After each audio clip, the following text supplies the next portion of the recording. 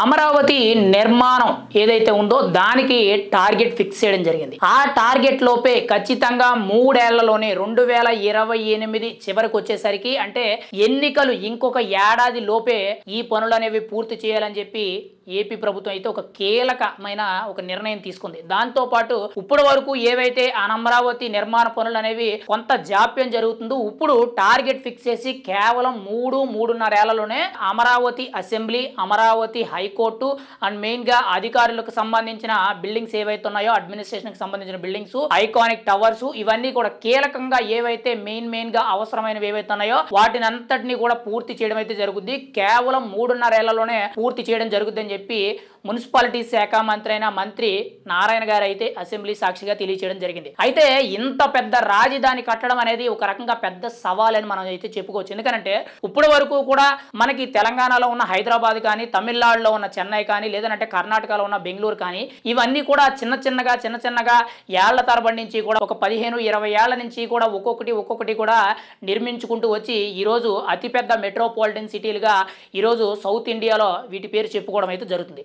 మరి వాటితో పోటీ పడే విధంగా అమరావతి కూడా అంతకు మించి ఉండే విధంగా ఒక గ్రీన్ ఫీల్డ్ హైటెక్ అమరావతి రాజధాని అనేది నిర్మించడం అనేది ఒక పెద్ద సవాల్. అలాంటిది అంత పెద్ద సవాల్ని గత 5 ఏళ్లు కూడా తొంగలు తొక్కి ఎటువంటి అభివృద్ధి లేకుండా అక్కడ జరుగుతున్న పనులన్నీ కూడా నిర్వీర్యం చేసి అక్కడ ఏదైతే రైతులు ఇచ్చిన భూములు 33,000 ఎకరాలకు పైగా ఏవైతే భూములు ఉన్నాయో ఆ భూములన్నీ కూడా పంట భూములన్నీ కూడా డొంకల కింద మారి ఒక రకంగా ముళ్ళ కంచెలు అయిపోయాయి. ఇప్పుడు వాటిని రీసెంట్ గా దాదాపుగా 30 కోట్లతో వ్యయంతో జంగల్ క్లియరెన్స్ అని చెప్పి అవన్నీ కూడా పూర్తిగా క్లియరెన్స్ చేయడం జరిగింది. ఆ తర్వాత ప్రధానమంత్రి నరేంద్ర మోదీ గారి సమక్షంలో కూటమి పెద్దలందరూ కూడా అక్కడికి వచ్చి అమరావతి పునర్నిర్మాణ పనులు అనేవి మళ్ళీ శంకుస్థాపన చేయడం అయితే జరిగింది. అయితే గతంలో వేసిన టెండర్స్ ఏవైతే ఉన్నాయో వాటికి సంబంధించి అవన్నీ కూడా మళ్ళీ రీచెక్ చేసి అవన్నీ కూడా పునఃపరిశీలించి వాటిని కంటిన్యూ చేయడం అయితే జరుగుతుంది. అయితే ఇక్కడి నుంచి పనులు మొదలు పెట్టుకొని రాబోయే 3-3.5 ఏళ్లలో కేవలం అమరావతి రాజధాని అనేది 60-75% అనేది పూర్తి స్థాయిలో అమరావతి రాజధాని అనేది ఈ విధంగా ఉంటుంది. ఇంకొక నెక్స్ట్ 5 ఇయర్స్ అనేది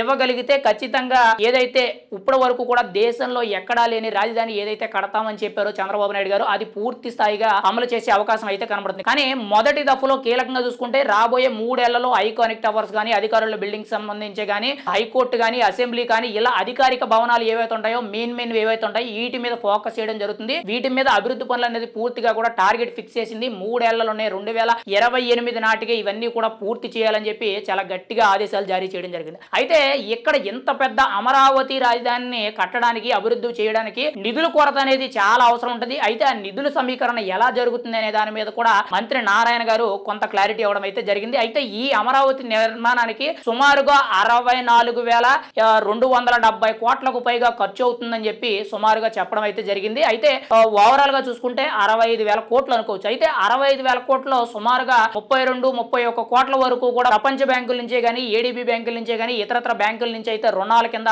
రావడం అయితే జరుగుతుంది. వాటితో పాటు కేంద్రం నుంచి నిధులు రావడం జరుగుతుంది. ఇంకోవైపు రాష్ట్ర ప్రభుత్వ నిధులు ఏవైతే ఉన్నాయో వాటిని సద్వినియోగం చేసుకోవడం జరుగుతుంది. ఇంకోవైపు ఎక్కడైనా కొరత ఉంటే నిధుల సమీకరణ కూడా జరుగుతుంది. ఏది ఏమైనా సరే అమరావతి రాజధాని అభివృద్ధి అనేది 64,000 కోట్లకు పైగా ఖర్చు అవుతుంది. కానీ ఈ రాజధాని అనేది కంప్లీట్ అయితే దేశంలోనే అత్యంత ప్రాముఖ్యత కలిగిన రాజధానిగా దీన్ని అయితే మనం చెప్పవచ్చు. ఎందుకంటే ఇంత పెద్ద స్థాయిలో ఇంత భారీగా ఒకేసారి రాజధాని నిర్మించడం అనేది ఏ రాష్ట్రానికి సాధ్యం కాదు. ఇప్పుడు మనం ఏదైతే చెప్పుకుంటున్నామో తెలంగాణ, తమిళనాడు, కర్ణాటక ప్రాంతాల్లో ఉన్న రాజధానులు ఉన్నాయో ఇవి ఏళ్ల తరబడి నుంచి కూడా ఒక్కొక్కటి కూడా డెవలప్ చేసుకుంటూ వస్తే ఈ రోజు ఈ స్థాయికి వచ్చాయి. కానీ మనం ఒకేసారి పెద్దగా నిర్మించుకోవడం అయితే జరుగుతుంది. రాబోయే ఫ్యూచర్ ఆలోచించుకొని ఈ నిర్ణయం తీసుకోవడం అయితే జరుగుతుంది. ఈ అమరావతిలో రోడ్లు, ఎక్స్ప్రెస్ హైవేలు, ఔటర్ రింగ్ రోడ్స్ ఏవైతే ఉన్నాయో వాటితో పాటు క్రికెట్ స్టేడియంసే కానీ, ప్రభుత్వానికి సంబంధించిన అన్ని అడ్మినిస్ట్రేషన్ కి సంబంధించిన కార్యాలయాలు కానీ, కోర్టులు కానీ, అసెంబ్లీ కానీ, ఇంకోవైపు ఐకానిక్ టవర్స్ కానీ, ఇంకా వీటితో పాటు నాలెడ్జ్ సిటీ అని, మీడియా సిటీ అని, స్పోర్ట్స్ సిటీ అని, ఇంకోవైపు